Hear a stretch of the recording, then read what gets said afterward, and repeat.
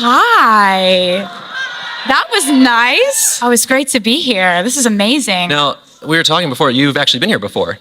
Is that right? Yes, I came here, I think about 5 years ago. I was 16 and just about to release my first single, Tim McGraw. And so we were traveling up the West Coast in a rental car, in a Taurus, and I was doing my homework in the back seat. I was like homeschooled in 10th grade. So that was when we made this trip to San Jose and came to see you guys for the first time. And it's wonderful to be back here and have so many of you come out this time around. It's amazing. Yeah. We're a very forward-thinking company, apparently, having you here when you're 16.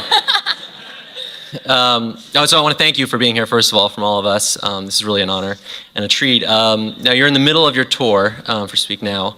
And I know that you've posted some videos to your channel, sort of outlining your tour and specifically your trip to Asia.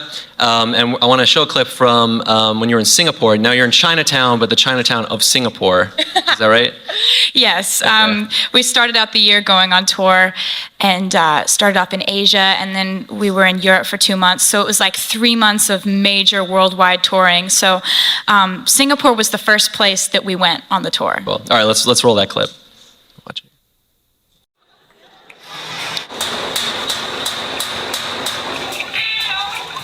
Everywhere. I'm sort of fascinated by the waving cats because, of course, as long as you keep fresh batteries in them, they're always going to be saying hello to you. Just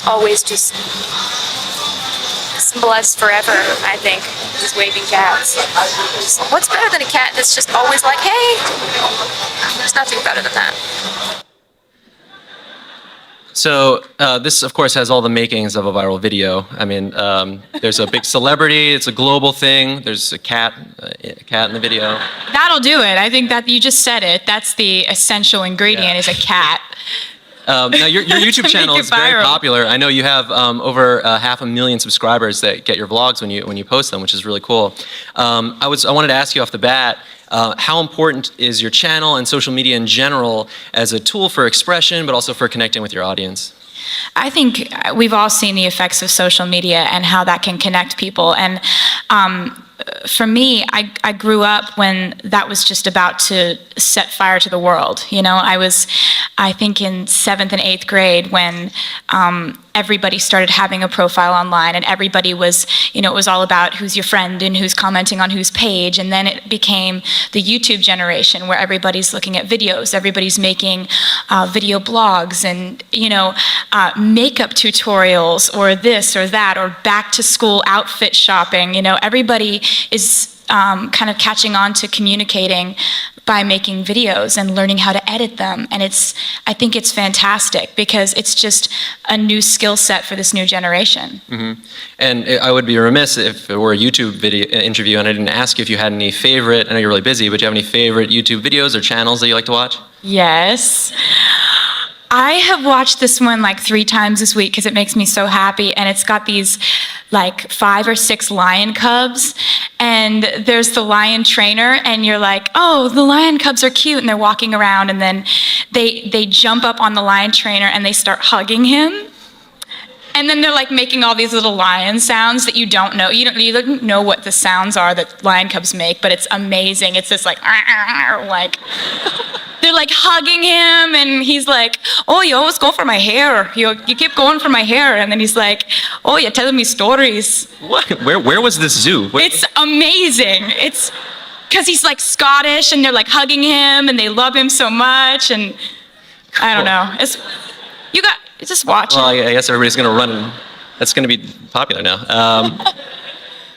So, this isn't just our interview, right? This is also your fans' interview, and you have some very rabid fans, the Swifties, right? I believe is how they call themselves. I know. I think it's so cute. They came up with that. They're very serious, by the way. They don't mess around.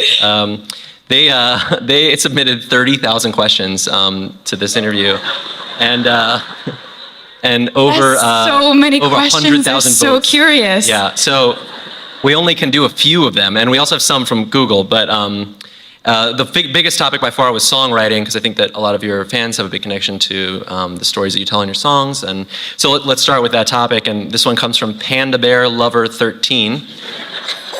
I mean, a lot of the usernames are not meant to be read out loud, so we just have to. This is from Florida. Which comes first for you as a songwriter, the music or the lyrics? I think for me, it more comes as a general idea. And my favorite thing about songwriting is that it's so spontaneous and unpredictable what's going to hit me first, whether it's going to be a general thought. Like, for example, I'll be going through something. When I wrote the song Love Story, that's a song I wrote sitting on my bedroom floor because I liked a guy and my parents didn't want me to date him. And so I got this idea in my head. It just popped into my head. You were Romeo, you were throwing pebbles, and my daddy said, stay away from Juliet.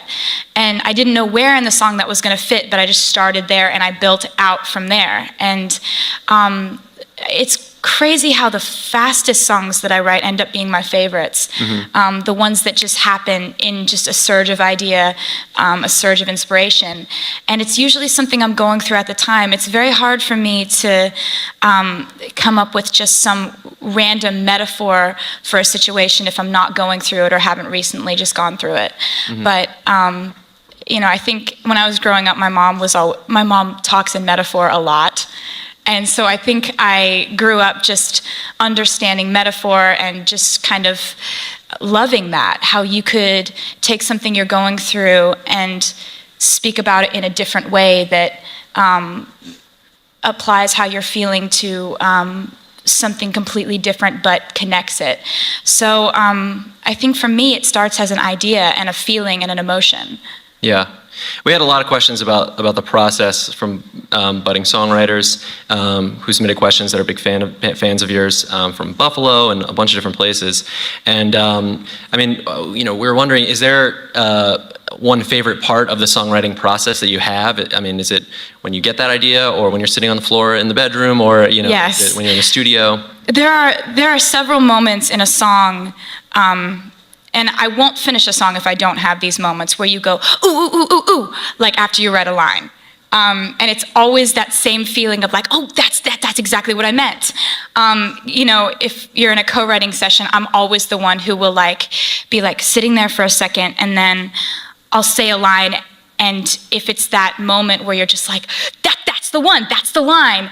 I have to have about 4 or 5 of those lines in a song for me to put it on a record. Yeah. Like lines where I'm just like, yes. Mm-hmm. So that's my favorite part, is then when the song goes into its phase of being recorded and then being put on an album, and when you're playing it for people for the first time, when it comes across those lines that you really feel are like zingers, or say it really well. Yeah. I love watching people's reactions if it comes across, if they get those lines. I'm like, yes, knew it.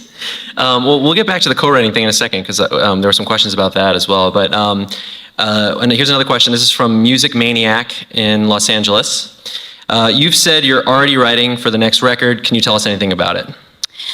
Well, for me, I never really switch the writing switch off. It's always on, because I kind of have always felt like to make an album that I am proud enough of to give to my fans and say, here, allow this into your life. It has to be 2 to 2.5 years of writing.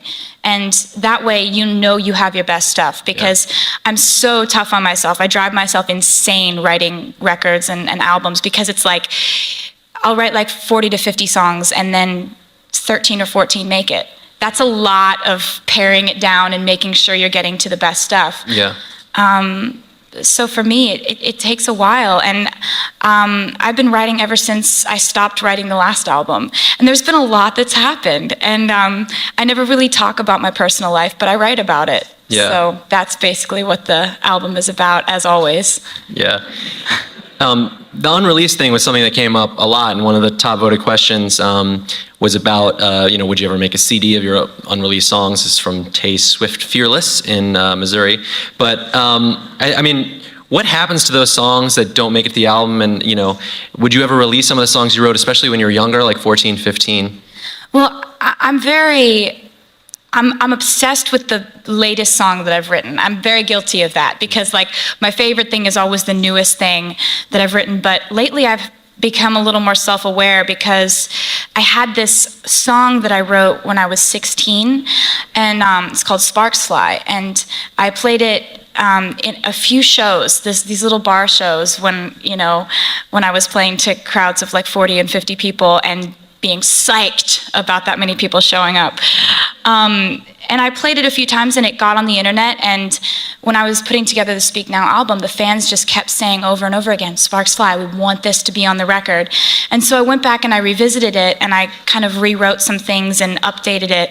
And when we put it out as a single, it's been one of the fastest rising songs we've had on the record. So it's kind of taught me a lesson about the old stuff, maybe possibly being good enough to put on new projects. Yeah, I'm sure there's a lot of people that would love to hear some of that stuff. Let's move on to some of the released songs. This is a question from Cookie13 Cupcake. This is in the United Kingdom. This is going to be a long one. All right, so out of all your released songs, which song took the longest to write? I think that the song Sparks Fly, the fact that it technically was started when I was 16 and ended up on an album in sort of a different form in 2010, that took a while for it to turn into what it was going to be. So I'd say that was probably the longest developing song that I've ever put out, because most of them, and especially having written this entire new record without any co-writers, it all happened really fast because I'm very impatient. Like, if I don't have a song finished, I'll obsess over it. I won't sleep that night, and I'll just edit constantly to the point where I can't focus on a conversation. Everyone around me is annoyed because they're like, clearly you're working on something, just finish it. That one was a long time to kind of get where it needed to be. Cool. So let's talk about that co-writer thing for a second. As you mentioned, this album was all you, as far as for Speak Now, but you do often work with co-writers. And how do you decide if you're going to write a song with a co-writer or whether you're going to tackle it yourself? Well, there are a bunch of different circumstances that could bring about a co-write. If I'm writing for somebody else's project, that's always exciting for me. Like, I love to put myself in somebody else's shoes and think about their style of music, incorporating their storyline, what they're feeling. It's really fun for me to do that. So I love, writing for other people. And then, if I'm working on an idea, but there's like a stopping point where I can't really figure out like where this chorus is going, or if my hunch is right about the hook, or things like that. If there's a definite stopping point, I'll bring it to a writer that I trust or a writer that I admire, and just ask them what they think. A lot of times, co-writing, I write really well with people who don't even play instruments or sing, because a lot of times my best co-writers are just really great at giving advice. Like, do you think this chorus is too long? Yes. Like, thank you. Yeah. Is there anybody you're working with right now that you could talk about? Yes. For me, since I write so much and I don't know what's going to end up on the record, it's I never want to say, well, wrote with this person, and because then what if it doesn't make it on the record? But of course. And then writing for some other people's projects, in which case I feel weird talking about it because it's like their project. So I want to, so yes, but okay. Yeah. This was a popular, a lot of votes for this question. This is from Quadratic Formula in Michigan. It's appropriate for the Google. Wow. Do you sing your own songs in the shower? Yeah. Awesome. That's great.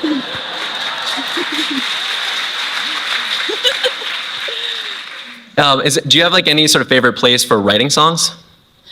No, actually. I kind of have become, you have to adapt yourself to a million different places to write when you're always on the road, because I don't have the luxury of saying, well, I have to be in this certain room at this certain part of town, and it has to be, all one color tone, and there has to be smart water in there. You know, like it's just, you're never, ever anywhere for more than 2.5 seconds. So, you know, I've written songs in airport bathrooms on paper towels. I've written songs. What song was on a bathroom towel at one point? Oh, it hasn't come out yet. Oh, okay. You know, in the bus bunk, you'll wake up in the middle of the night and you'll have this idea, and then so you write it and you're up at 4 a.m. or, you know, I get awakened by song ideas all the time. And it's like I wake up and I'm just like, oh, great. Because I know I won't remember it in the morning. So you have to record it, and then it's this whole thing where you check your phone and it's like mumbling and you don't understand. You thought it was great at the time. Yeah, actually, one of our Googler questions was about you recording songs into your cell phone. Is that something that you do regularly? Yeah, the ideas always end up in my phone because it has a great recording thing in there. And, you know, for me, it's like you just write wherever, whenever you can. And that's been really fun for me because sometimes I'll walk into a hotel room and I'll be like, I've been here. I wrote back to December here. Like, it's fun because you have these memories of writing songs all over the world. Yeah, cool. So I know a lot of your songs are very personal songs, and a lot of your fans are very interested in that stuff. But this one came from Michaela K. in South Florida. Has any guy asked you not to write a song about him before you went on a date? Not at that point in the relationship. Because at that point, they're thinking that, you know, I would never have any reasons to write a bad song about them. And then it's when, you know, when they start to, you know, treat me in a way that wouldn't reflect well on them in a song, if I were to be honest about it. Yeah. I've had a guy be like, you're not going to write about this, are you? I'm like, yeah, I am. I think that's interesting. That's a point in a relationship that you would have to have. Is this is the part where I tell her not to write a song about me, you know? Well, and you'd think that they would decide that before asking me on the date, or before we become a couple, or before all this stuff happens. But it only occurs to It only occurred to him when it occurred to him that it wouldn't be a good song. I see. Do you always write about you know, people that you know? Yeah, because I feel like in a song, I love it when a song is a story and the story develops. And my favorite stories have really beautiful characters. And I feel like you can most accurately describe a character if you know them.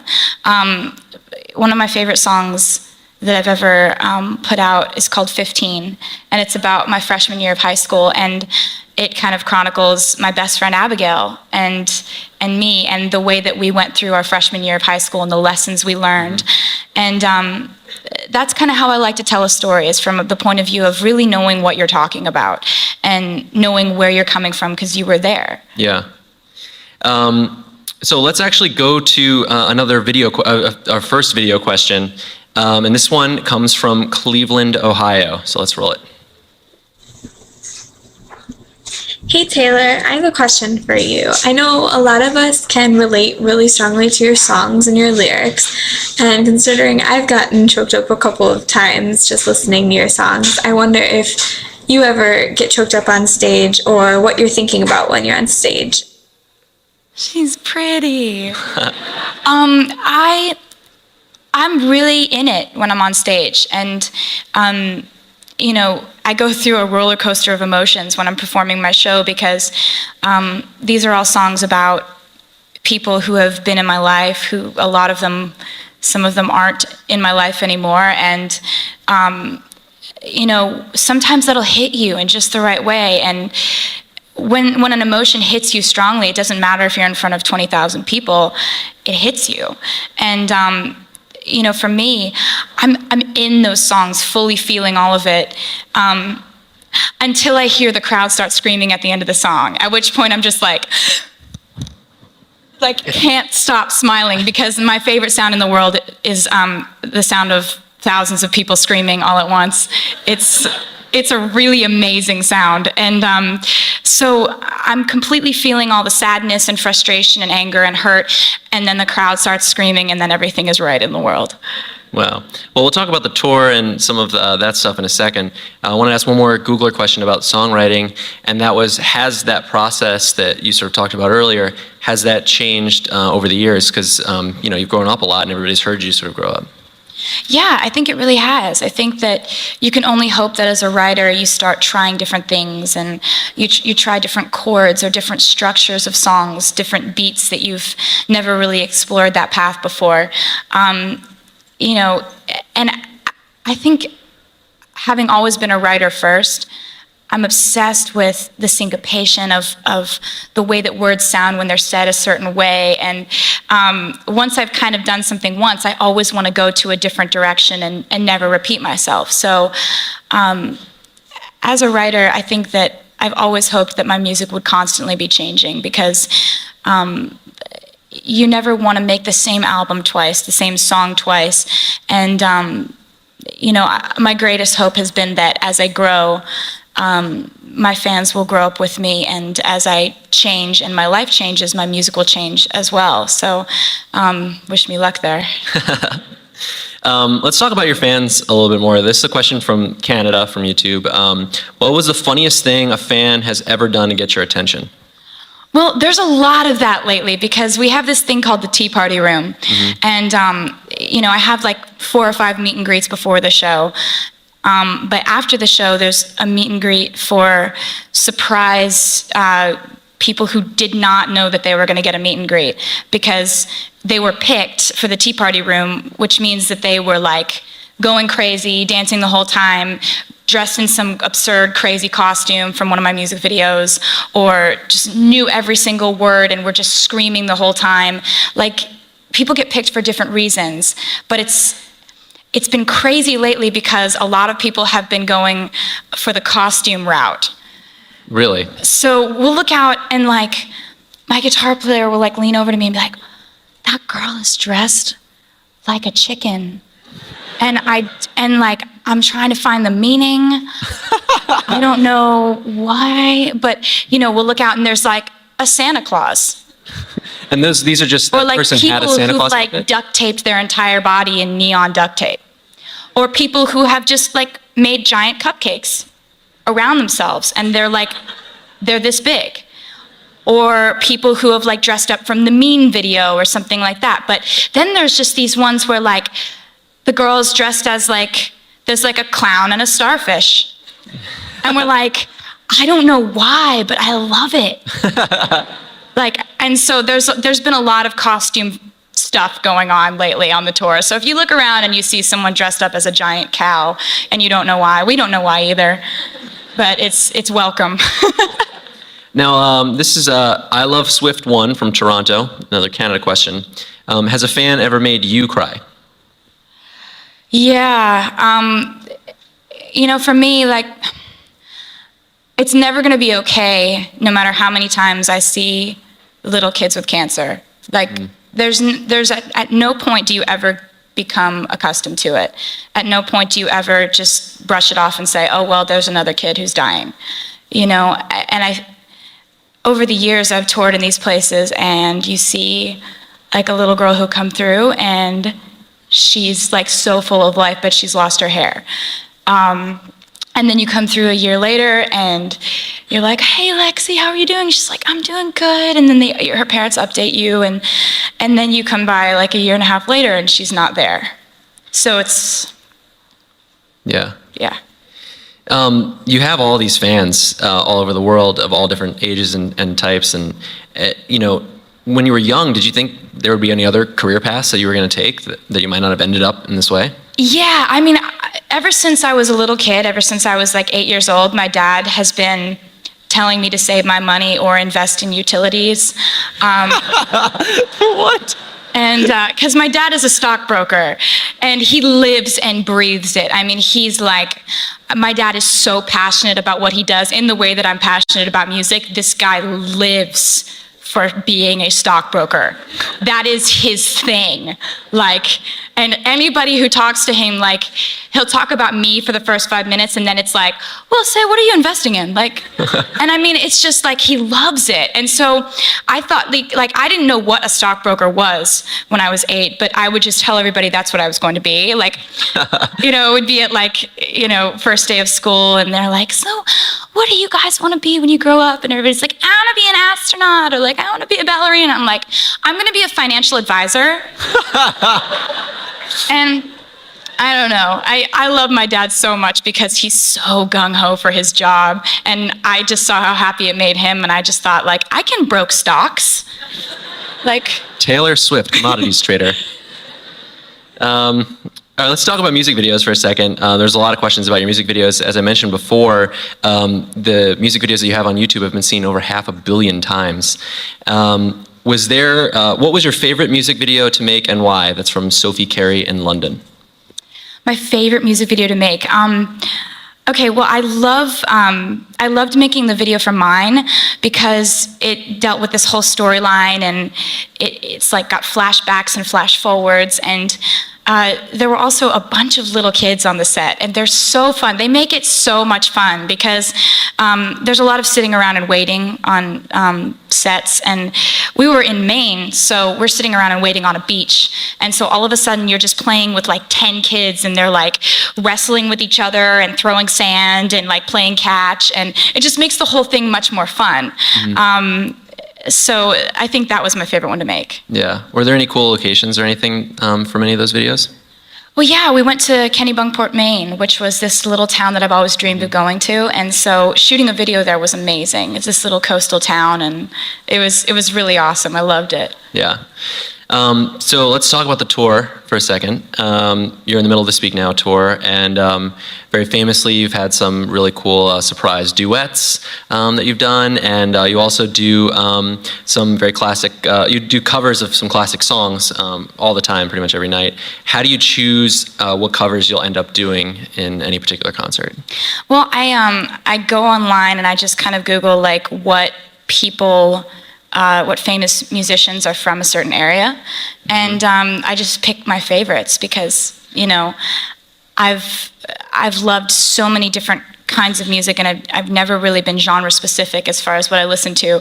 So there's always like a favorite song of mine from a certain area, and you know, it's really fun to do like a few every night. Like, you know, in California, I do like God Only Knows by the Beach Boys, and then Sweet Escape by Gwen Stefani. It's like, it's just been really, really fun because it's just me and my guitar during the acoustic set, and you can just do whatever because it's just you and your instrument. It's a really spontaneous part of the show. Yeah. Have you done any particularly unusual ones? Yeah. You know, it's kind of unusual when I rap. You know? People don't really, like, I guess people don't see that coming, but I love Lose Yourself. And so we were in an area where we were like, I think we were in Michigan, and I just started, like, I started playing acoustically Lose Yourself, and I just started off with like, yo. And everybody's just like, what is happening? This is really weird. But I love a great song. I don't care what genre it's in. I don't care if it's completely opposite from what people think is, you know, country music. And I love a great song. Yeah. One of the Googler questions that we got was about which song of yours is the most fun for you to perform? I really like Better Than Revenge. It's a song off of the album Speak Now, and it's about a girl who stole my boyfriend. And I got mad. And I wrote a song about it.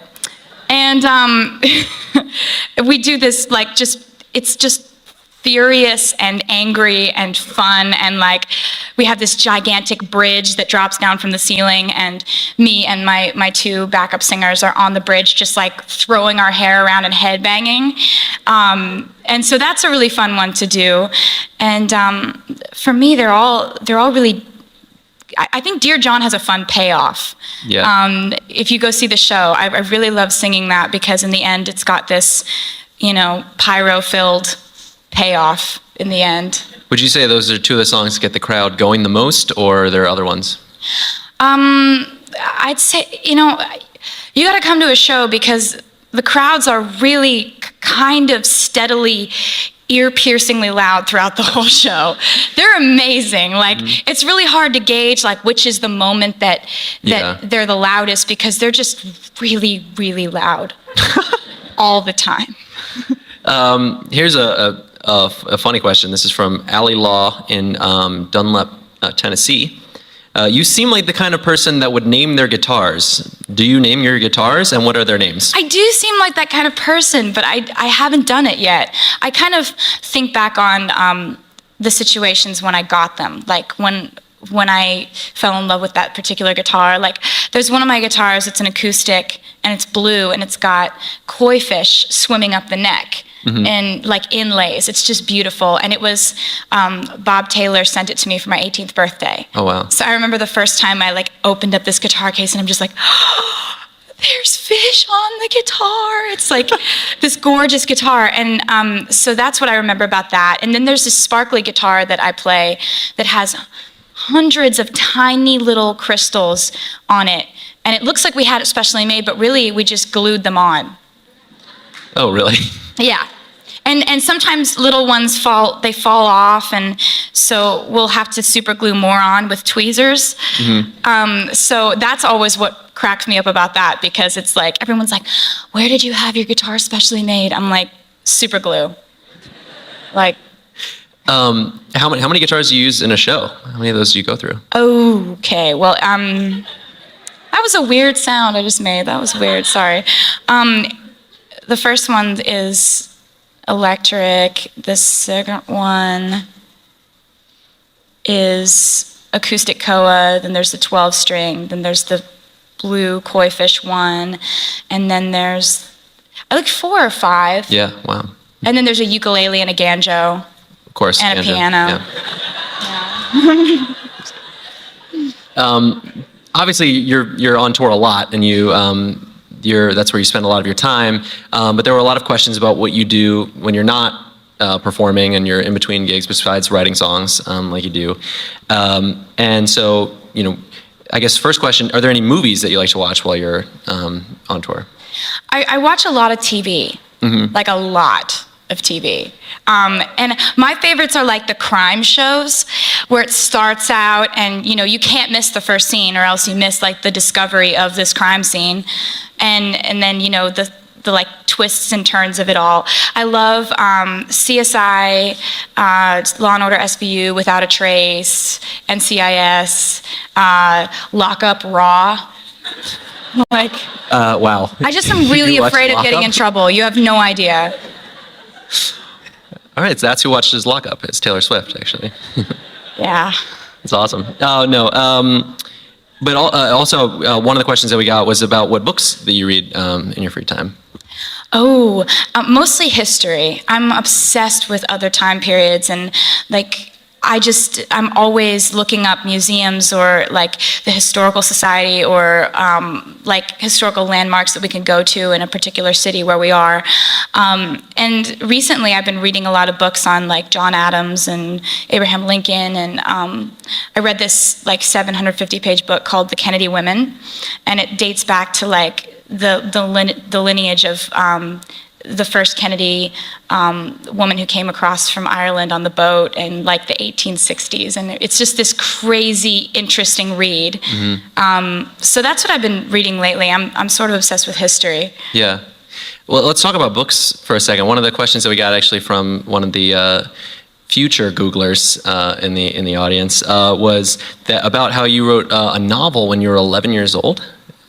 I was 14. No, wait. You were younger? I was like 13, I think. 13? Yeah, but I did. I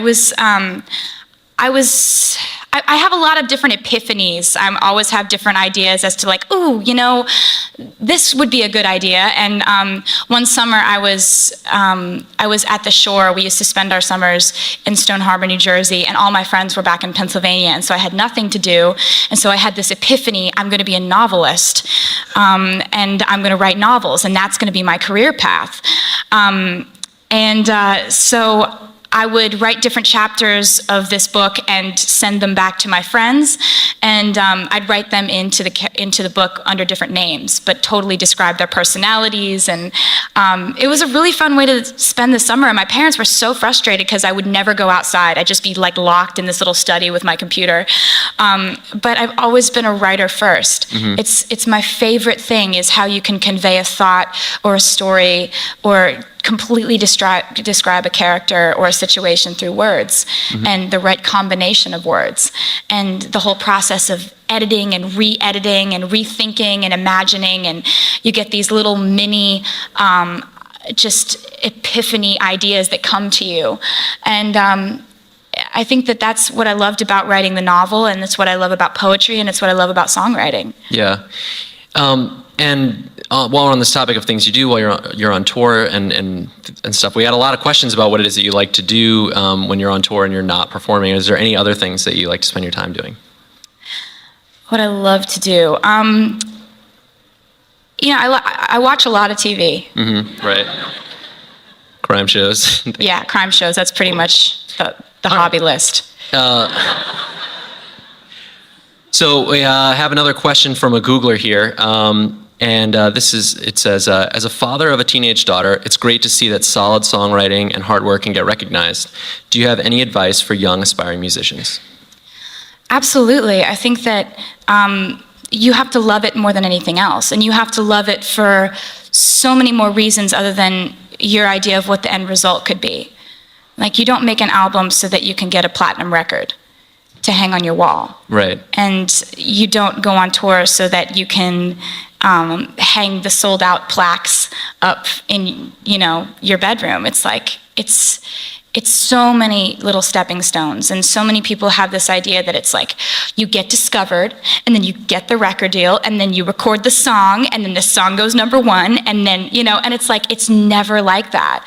Like, very rarely is it like one thing leads to another, which leads to another end result. It's so many dead ends and switching directions and going back and replanning and rethinking, and so many interviews and strategy meetings and management meetings and PR meetings, and so many things that are so outside of music that you have to love music so much that just your hour and a half to 2 hours on stage every night is worth everything else that you're going to go through. And also, I would say, play your own instrument because it's easier than dragging around like a karaoke machine. Like when you're starting out, you have to provide your own background music, and it's just so much easier to play your own instrument. Okay, cool. All right, so we have one last question. This is a video question, another video question, and it comes from Chicago, Illinois. It's a little bit different than some of the questions we've been talking about. So let's roll that. Hey Taylor, it's Nick. I have a question for you. What does being beautiful mean to you? I mean, define your definition of beauty. What beauty means in your eyes, and why? Oh, I love him. I think for me, beauty is sincerity. I think that there are so many different ways that someone can be beautiful.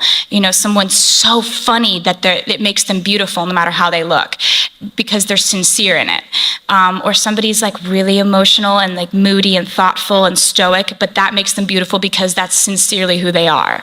Or you look out into the crowd and you see someone so happy that they're smiling from ear to ear, and that sincerity comes through. I think that's what makes somebody beautiful. And I've never felt like there's just one way to be beautiful, tall or short, straight hair or curly, or whatever. Some people have their definitions of their types. For me, I think that when I meet someone and there's that magical thing about them that makes them unforgettable, it's that they're sincere and honest in whoever they are.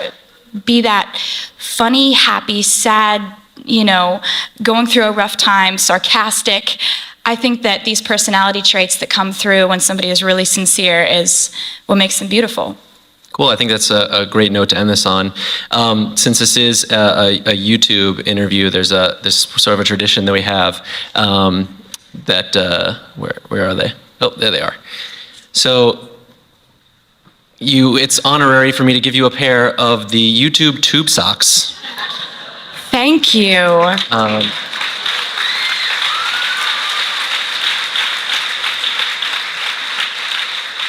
And I'm I sure can you're wear gonna these be, with sandals, and you're going to be wearing those are going to look so great. They'll be really great for you on tour.